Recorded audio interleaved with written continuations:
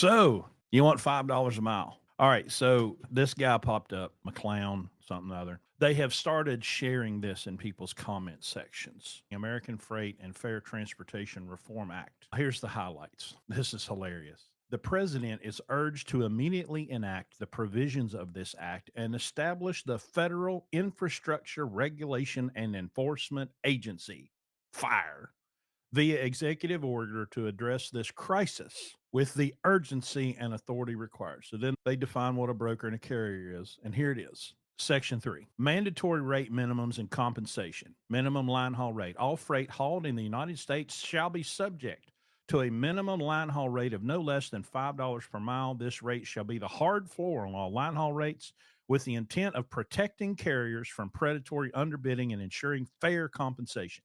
This rate includes fuel, tolls, and standard overhead. The fire agency shall establish and maintain a national pay schedule to set adjustments for reefer, hazmat, and oversized loads, which shall be higher than the base rate. Then we have driver minimum pay. All CDL drivers, whether W-2 employees or leased on, shall receive a minimum of $1 per mile driven. The minimum pay rate is designed to guarantee fair and livable wages for every mile driven without exception. Minimum percentage pay. Any company driver with 2 years of verifiable CDL experience shall be paid no less than 30% of the gross revenue of every load they haul without exception. If a driver is paid on a per mile basis, their compensation must equal or exceed what the 30% gross revenue share would be for that specific load. Broker commission cap, blah, blah, blah, blah, blah. Okay. I got to think about this other night. They've pulled this number, this $5 number out of thin air. And I went, okay, but what are they basing that on? Why $5? And I thought, okay, let's examine how much it actually costs to run a truck. If you've been around a while, you know that we run paid for trucks. We do not believe in going into debt to buy trucks, especially your first truck. So we have an established cost per mile for our fleet for the year for about $1.70, anywhere from $1.55 to $1.70, depending on fuel fluctuations. But $1.70 is a really safe number for the operation of our fleet, which includes paying the driver, paying the payroll, paying all the fuel, all the expenses.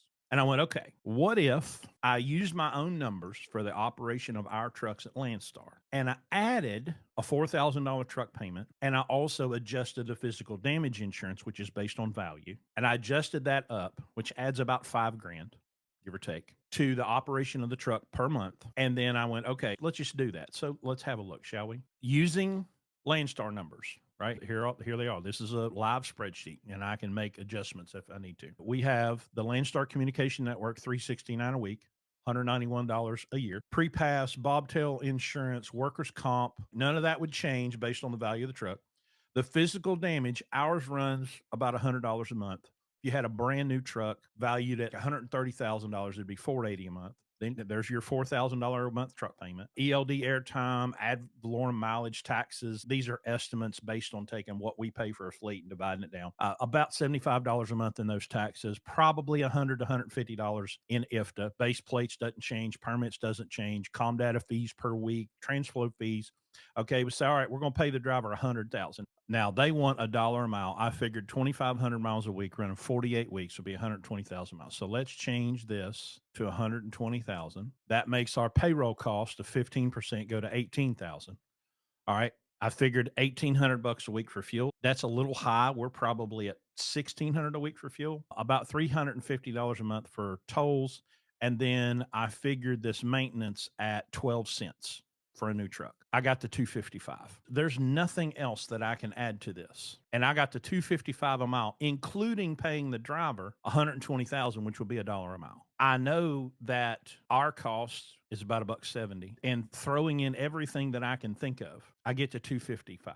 So what y'all gonna do with the other $2.45 a mile? Who gets that money? If you're paying the driver $1 a mile, which is included in the $2.55, and you want a minimum of $5, somebody's getting rich. And what about the customers? We've established that you could run a truck with a brand new truck payment at Landstar for $2.55 a mile, which we do $3.72 already. But when we go back to this federal agency, this new fire agency, $5 a mile. What about your friends and neighbors? What about the cost of their goods. Oh, that's right. Y'all don't care about them. You're just selfish. Let's say for the record, this is never going to happen. This is never going anywhere. This guy that came up with this is pretty much what I consider to be a demagogue. He is a guy that exploits people's ignorance and misunderstanding of the market.